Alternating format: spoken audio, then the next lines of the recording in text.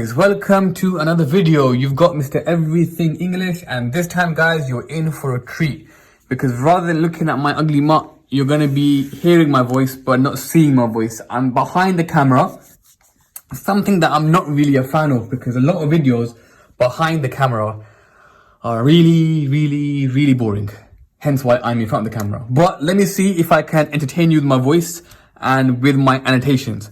Now guys, look, this video was supposed to be a freestyle video, and I promise you I haven't been sitting here making notes. These notes were from my initial recording about a minute ago, but somebody walked in and they started talking to me and they ruined my entire recording.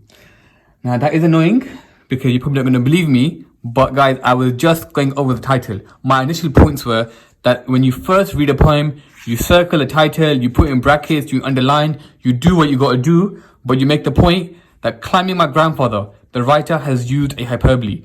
They make the grandfather out to be as though he is some kind of mountain, therefore upon climbing him, it's as though they've achieved something. Guys, next, I decide to do it free. Guys, I is first person. Therefore, we have established who our speaker is. The idea of doing it free. Now, this is describing how they are going to do it. Of course, it's an adjective. But in this sense, the adjective free almost makes this kid to be out as though they are daring. Yeah, they almost decide, you know what, I'm not going to use a rope. I'm not going to use a harness. I'm going to climb my grandfather free without a rope, without a net. It also gives the idea of trust. They trust their grandfather. Maybe they trust the fact that if they fall, they will be caught. Maybe they trust the fact that if they fall whilst climbing their grandfather, they are safe places to land.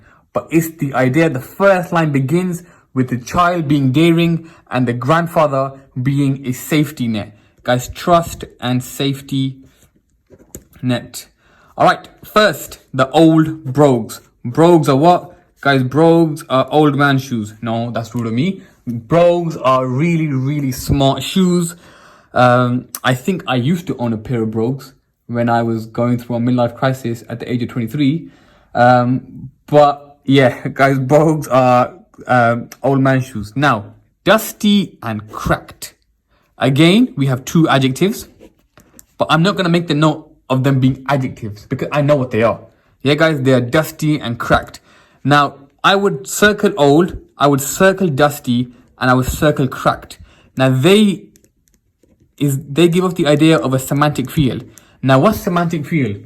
Guys, a semantic field is when you have words that link to a particular idea. So, for example, if I said ball, referee, and goal, the semantic field is football. Now, when they say old, dusty, and cracked, they give the impression that something is decaying. Now, what does decaying mean? It means that something is wearing away. Now, in this instance, what is wearing away? I would argue that the brogues represent maybe the feet of the grandfather, maybe his feet and his shoes show that he's walked a lot. Now, obviously, guys, in your exam, don't make the point that he walks a lot. But the point is, throughout his entire life, he's done a lot of mileage. He's done a heck of a lot of mileage. He's paid his dues. He's worked so hard for his family, and you can see that. Then what's next, guys? I'm not going to analyze every single line because otherwise we're going to be here for like a 3-hour video. From the old brogue, dusty and cracked, he moves on, and it's an easy scramble onto his trousers. Easy peasy, guys.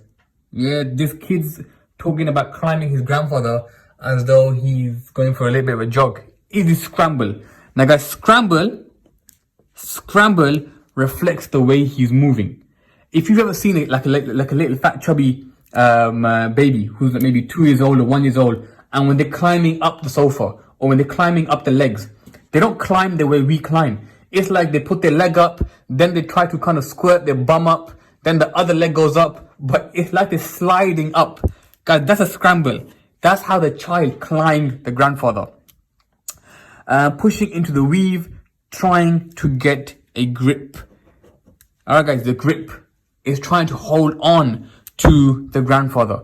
Now guys, for me, this is important because it's the idea that the child is using literally the grandfather for support.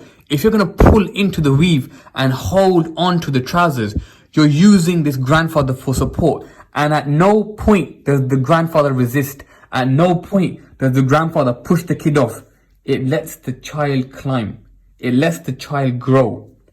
Alright, by the overhanging shirt, I change direction, traverse along his belt to an earth-stained hand. Alright guys, this is a metaphor. Now what's this idea of earth-stained hand? Guys, for me, this is labor and this is hard work. So many times when I was younger, you don't appreciate the work that your elders put in for you. The time your parents put in for you, the work they carry out for you, the countless number of hours they work just to kind of provide stuff for you. Now, I don't want to sound all soppy, but guys, it's true. And it's the idea of the grandfather. This grandfather has not only worked for his children, he's worked for his children's children. The earth-stained hand. Just by looking at the hand, you can tell this man has put in time. He's put in the effort for his family. And the fact that the child recognizes that, it shows care, it shows empathy, and it shows sympathy. Because not everyone at that age would pick up this idea. Alright, the nails are splintered and give good purchase. The skin of his finger is smooth and thick like warm ice. On his arm, I discovered the glass ridge of a scar. So guys, on his arm, he discovers the glass ridge of a scar. And what does he do? He places his feet on the old stitches. Now guys, this again is what? This is an example of the child using the grandfather's pain for comfort. It's almost the idea that everything that the grandfather went through, everything that the grandfather suffered, it was for the grandchildren to have a better life. His scar and his stitches, which once caused him pain and agony, are now being used by the child to move on in life, to grow as a child. At his firm shoulder, I rest for a while, in the shade, not looking down, for climbing has its dangers.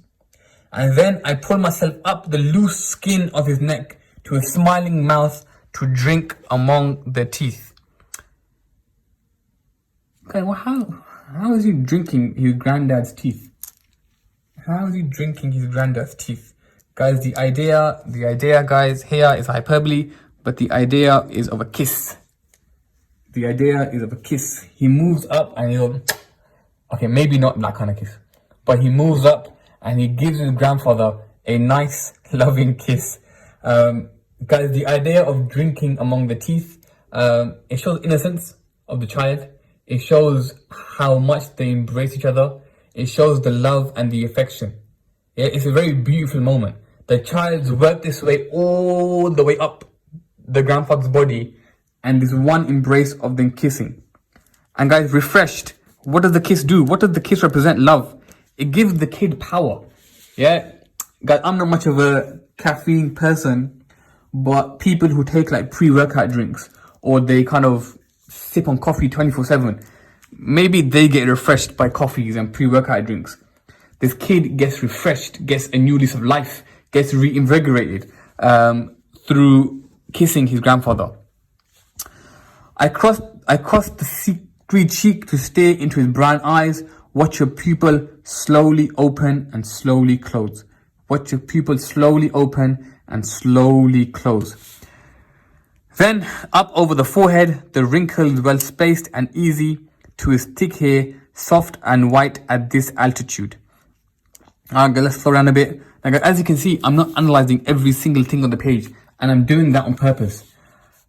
In your exam, when you have a poem in front of you, and when you remember a poem off by heart, you don't have to learn every single line. You have to learn enough just to pull out enough answers on the day. Same thing with unseen poetry. With unseen poetry, you don't want to analyze every single line. You want to analyze enough to produce an answer. Now, I argue, guys, I've got enough on there.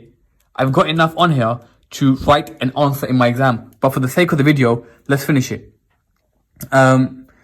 Watch your pupils slowly open and slowly close.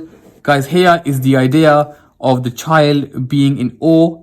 He's or she's almost amazed by the grandfather. Every feature, even the eyeball clicking. opening and closing, opening and closing. Then over the forehead, the wrinkles well spaced and easy. Guys, this detail is not there by accident.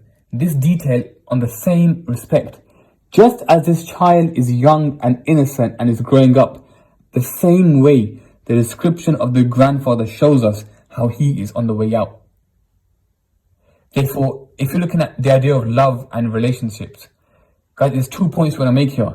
Number one, love in the physical sense of the word will not ever last forever, because one day every single person will die.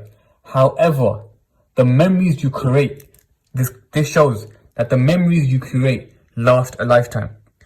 All right, reaching for the summit. Guys, the summit means reaching for the highest point of the grandfather, which is probably his head. Reaching for the summit, we're gasping for breath. All right, guys, he's made it. Yeah, he's gasping. He's completely out of breath. It's a verb, but it shows the idea of how much this climb has tired him. And what does it do when it reaches the top? Guys, what does it do when it reaches the top? What does the child do? The child feels the heat, knowing the slow pulse of his good heart. Now, I'm not going to analyze the language, but I want to look at the content. Guys, the poem ends with the child feeling safe. Guys, it feels safe and secure. And I want you all to argue that this poem is a poem about the growth of this child. It's about the journey of the child climbing up the grandfather. But guys, the climbing of this child up the grandfather, it represents the child maturing each step it takes. Each step it takes, it learns every single thing that the grandfather has sacrificed for this child. It learns all the hardship he's been through, and the child appreciates the grandfather every step of the way. And that's what you want to argue in your exam, that this poem shows us how we can learn to love from each other. Okay, what is the form of the poem? Guys, I would argue, you can either argue that this poem is an epic poem. Epic poems are poems about a particular event. So I would argue it's an epic poem. Guys, I would argue it's an epic poem because it's the event of the child climbing the grandfather, which represents the child's growth and the child's love increasing. Number two, you can argue it may be a narrative poem. A narrative poem is a story. Now, what does this poem tell the story of? It tells the story of, I would argue, learning to love. Now, guys, this would be the form. All of these red notes would be AO1 and AO2 for language. Now, if we're making a point about structure, I'll make the point about structure somewhere over here. Guys, if we're making a point about structure, you want to argue that the lack of stanzas and the fact that there's no breaks shows how for this child there was no break, meaning there was no pause. Now, what does the lack of break and the lack of pause represent? I would argue it shows how the child understands that they have a little bit of time left. The grandfather can't be around forever to pass his love, to teach the child, to make the child grow. Therefore, the length of the poem reflects how the climb, even though it was a massive climb, it was a quick climb because it's not a massive poem. Now, why is it a quick climb? Because the grandfather, guys, he's not got a lot of time left, and this is reflected through the structure of the poem.